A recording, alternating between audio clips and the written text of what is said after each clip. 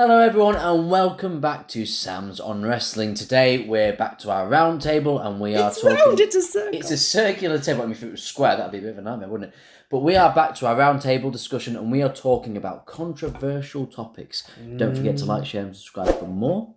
There we go. Now Ring the bell! Ding ding ding! I don't know what it does. I think it tells people that we've done a video. Ring it! The match is over. Ding-a-ling, like a town crier. Here. Oh, ring a bell works with wrestling. Not just That's not controversial. No, it's not. So, Sam, to kick us off. So controversial opinion. It's devil's advocate. Yes. Something that people, might disagree with, but it's what we think. We might not think it. We might just be opening a discussion. Yeah. So my controversial opinion for the day is the Wargames match sucks. Oh. So it's not the worst match type.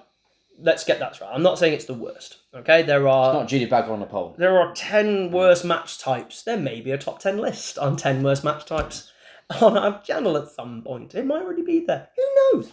But this match, I think, has two problems from a modern era. Okay?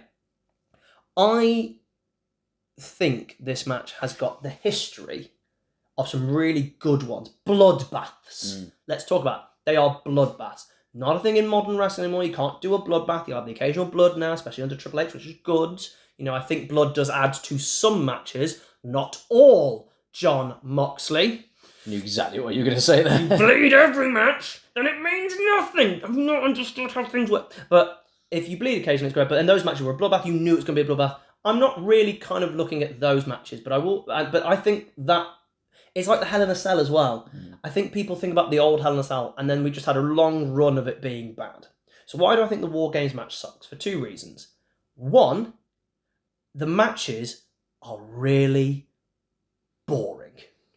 They are really boring until the last man or woman has entered. Therefore, it's a redundant match to me. I literally have to wait to the end. I don't care how good the match has actually been generally. It's a tag team match, but it's tornado tag, and tornado tags are always a bit messy. And the gimmick always works the same way as well. Babyface versus heel. Heels then take over, and it's 2-on-1. Then babyface levels it, and it's 2-on-2, and they take over, and then the heels come in, and then it works again. It's the same thing over and over again. And that's really boring to me. Yes, great finish when you're all 8 are in the ring.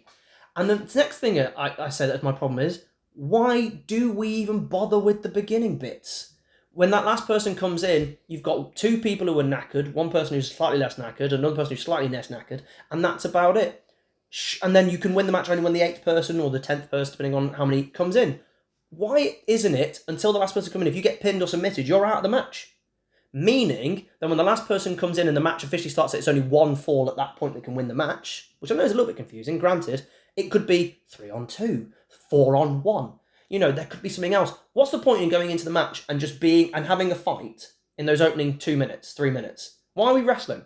You might as well just stand there and go, I'll just wait. I find it so boring until the end. I almost want to skip it until we get to the end and then go, right, here's where the match starts. You may as well, because first of all, I really do agree with that. I know you've spoken to me about this a few times, and I was, if you hadn't said it, I'd have said the exact same thing. It's so frustrating because one tweak can make it amazing, especially when you're doing it at Survivor Series, make it that elimination element and just go, well, we're changing WCW's concept to make it... They've already irritated it by taking off the roof anyway. Yeah, there you go. Which is an improvement because people can dive off it, and that's great. Big fan of that. Yeah. But the whole point of putting a roof on it is so that they can't get out. Yeah. So there's flaws. But I absolutely agree. I don't think it sucks. I would say whenever it's announced... Do you crack it 90% sucks? Nah, I'd say 90% sucks, and then the last 10% is really good. 65, you got 35%, which is good. 80%. We're not negotiating. This is opinion. We're not negotiating prices. I will pay you 69% right for the War Games match to go away. No, Sam. I'm glad it replaced the Survivor Series match for a while. I think it's been overused. But I also think it's been... this is the other issue you now run into with modern society anyway, that if you do a match, you have to also have then the female version, or if the female version, you have to have a male match at the same time. You saw it at Hell in a Cell, you see it at the Royal Rumble. I personally believe the Royal Rumble should be over 2 nights and you have one men's on one and one females on the other, and that would be better because you have to have a men's and females Royal Rumble. You have to have a men's and females Money in the Bank. I'm fine with that. But every other time you don't need to do one.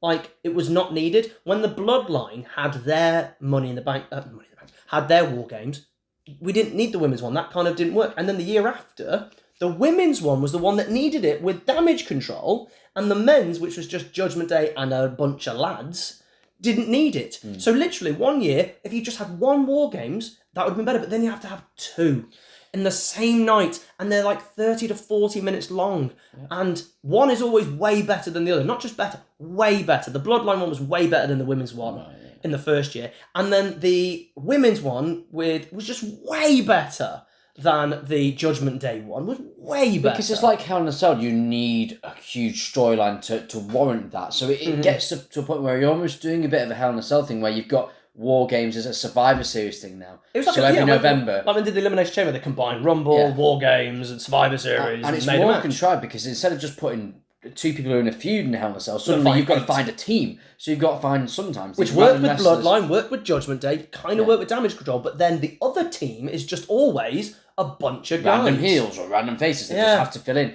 So when it warrants it, it's great, but again, why can't and then when you've also got William Regal going, War Games! War Games! We live near the Northwest, and why can't we do a Blackpool accent? We're actors as well, so we really should be able to do one. It's not great. But what do you think? Because generally, I really will always believe that for the WWE, if you did it as an elimination, not the whole match as elimination, I'm making that clear as well. The minute the 8th person enters, it is one fall to a finish. I'm absolutely fine with that. I just don't get the first 5 entrances because you have 2 and then 5 turn up. Because then every War Games match is going to be different because you could do a Lesnar style thing where one different. Monstrous heel on one team just goes through a tear on like others. So like, or 4 on 1 and suddenly like you've got to go against a story where say Cody's the last one in. He's the only member of his team left versus 3 or 4. Yeah, it's just got different possibilities. But that's the thing, is every War Games match is identical. Because as you said, you can skip to the end and you're still going to see all of the team members in there. The only difference is you understand the context between why someone is selling. That's it.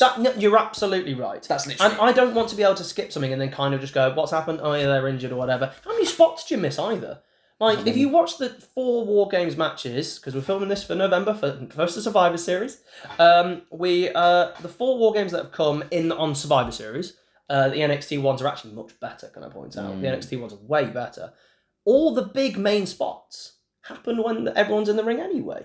Because then you've got the excitement of all the match could finish, so that's why they're going to put all the spots. You're absolutely right, because my brain goes straight to Io Sky putting the trash can on and diving off. Oh. That's one of the best spots I've ever seen. Madness, I loved that. Io Sky, I don't rate massively as a wrestler, but then she does something like that and I go, yes. Yeah. The way she flips out of the rose plant at WrestleMania is I think it's the best spot of WrestleMania 40. I don't rate her. Wow. It's really annoying. Like, because then I go, okay, I have to rate her a little bit more. And then I rate her a little bit more. And then I rate her a little bit more. Now they go, I actually rate her. She's actually good. But yeah, so for me, what do you think? War Games? You going to give me War Games? Controversy? Is it controversial enough? I think it's controversial enough. I think it's valid. I wouldn't say it sucks, so I don't necessarily agree entirely, but it could be so much better. It does frustrate me. So I can give you it in terms of... But could you make that change now? Because it does feel like you're going, we know this is rubbish. I think you could always make a change. I think you'd be absolutely fine to make that change. Yeah, 100%. Because you could just have it as a wrestler going, when you get pinned, you eliminate it. It's wrestling. You can say a heel sends it or a babyface. You can get away with anything. Anyway, War Games. Will go with it. War Games sucks.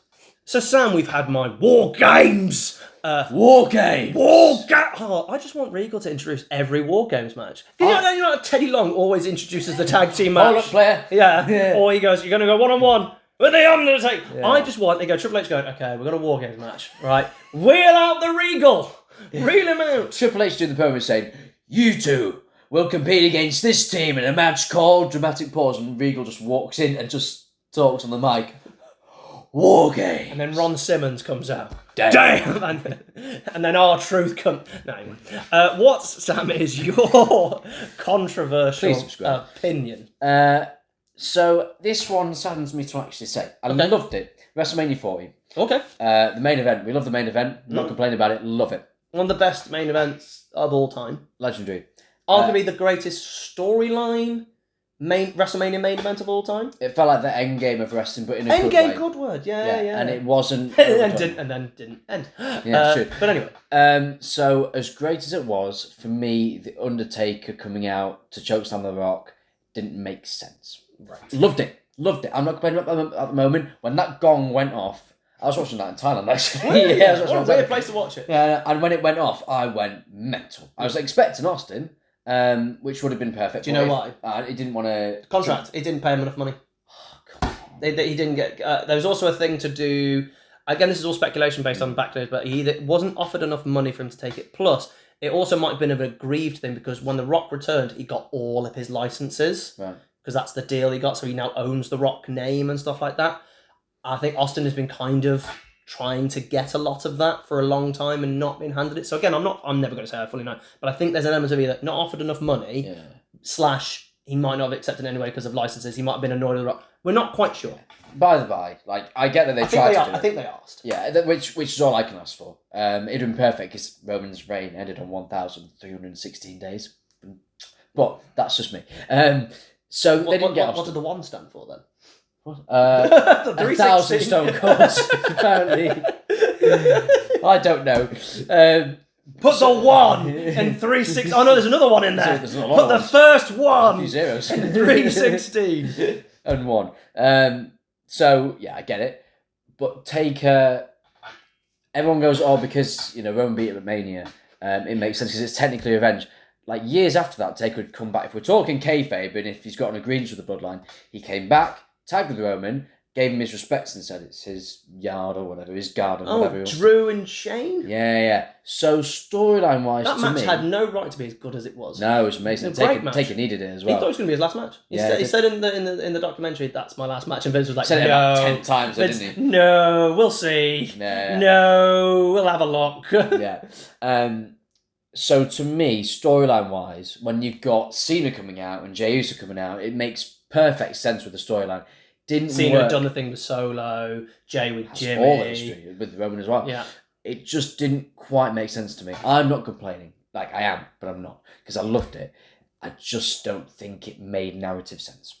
I got a few things to add on top of that. Undertaker found out really late, as far as I'm aware. I swear it was on the day. It might have been on the day, or it might have been at least the day before. Yeah. Look what he was wearing. The Undertaker. And I know he's now podcast taker. And by the way, watch everything he's done. He is open, he is frank, he is honest, he's funny. And it's just great to see in his life. I'm now glad that he's now no longer doing kayfabe. He's now officially retired. And he's just being this open. It's actually really good to see. Him and Maven and Eugene right now are 3 wrestlers I really enjoy watching on YouTube. Eugene's just going through his entire catalogue of his run. Literally every Raw and stuff like that. It's really entertaining. Maven's been great. And Undertaker on these podcasts have been brilliant. But he came in as podcast taker. It's like, did you not have anything you could have worn? Did no one backstage have your old coat that you got stuck in that one time? Like, what about the coat you're on fire in? Was there not something you could have worn instead of a hoodie and some joggers? Did you all see him run to the ring? He said he was knackered. Like a giraffe trying to get to the ring. No, because this is so... He wasn't under the ring. He had to go through the crowd. Literally, because yesterday, I swear, yesterday or the day before, I watched, I listened to actually... podcast he'd done, an interview he'd done with Chris Van Vliet. Chris Van Vliet is great. Yeah. Also watch everything he does. He is the best at getting information out of wrestlers. Yeah. What an interviewer. Really I would love to talk to you because you really are great. Yeah. And I watched it and it's so weird, this was the other day.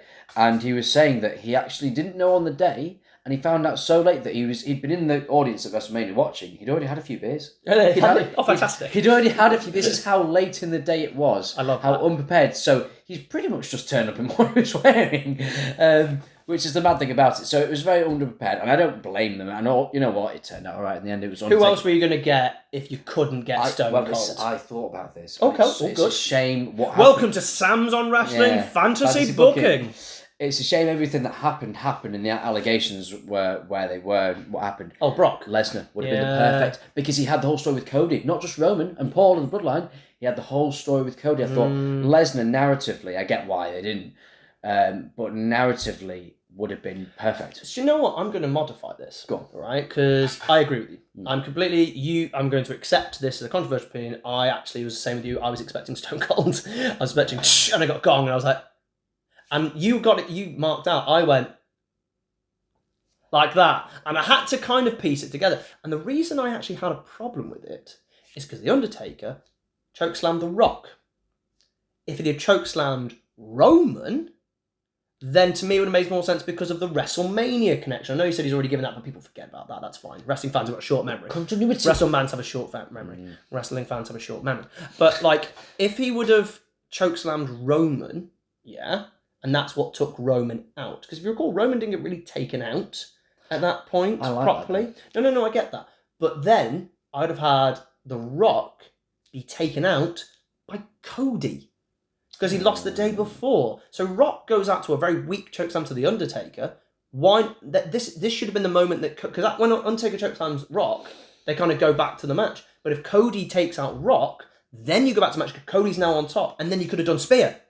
Because Roman's been out because you've been laid out by The Undertaker. And then suddenly now you can build to that crescendo. Yeah, do you see what I mean? Yeah. So that's what I would have done.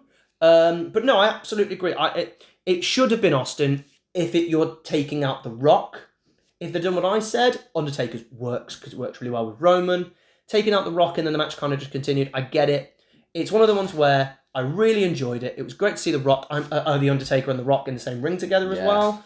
I'm really glad it gave The Undertaker some sort of catharsis and it feels like some closure. And it looks like it got closure. Every time I've seen it afterwards, he just suddenly looks way more content. Well, he said it on the interview. He said that at that moment it was the first time... Because he kind of had that itch, not to get in the ring again, but just... Well, his last match wasn't in the ring in front of no audience. Exactly, and he had that moment, and he said to himself, because it was WrestleMania, something he'd been so associated with, just come out and have that moment in front of fans just one more time, and then go. He said he absolutely felt at peace with it, which is awesome. Well, you can tell it wasn't the booking that they were going for, and you know they weren't booking because they showed John Cena and Stone Cold on the video, which is amazing. Their WWE's new, like...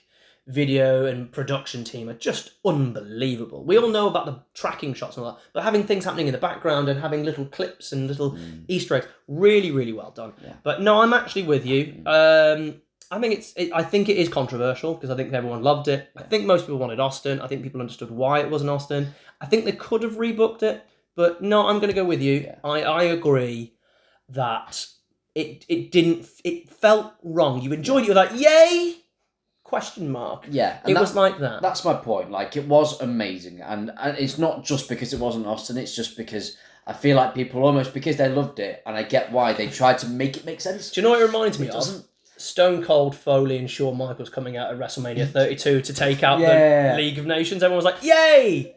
Why? Yeah. Why are you going to bury these people who've just won? What's your problem with the League of Nations? What did they do to you? Yeah, so, but no, I absolutely like that. And those are our controversial opinions for this month. Wargames, it sucked. And The Undertaker, chokeslamming The Rock at the end, should have been The Undertaker. What did you think? Do you agree with our controversial opinions? Do you disagree? What's a controversial pigeon? A pigeon? Pigeon. Oh, what's that? I love a controversial pigeon. The gobbledygooker could have been a pigeon. We don't know, right? What? That's a great gimmick. That's his rival, the controversial pigeon. The controversial pigeon. What a heel.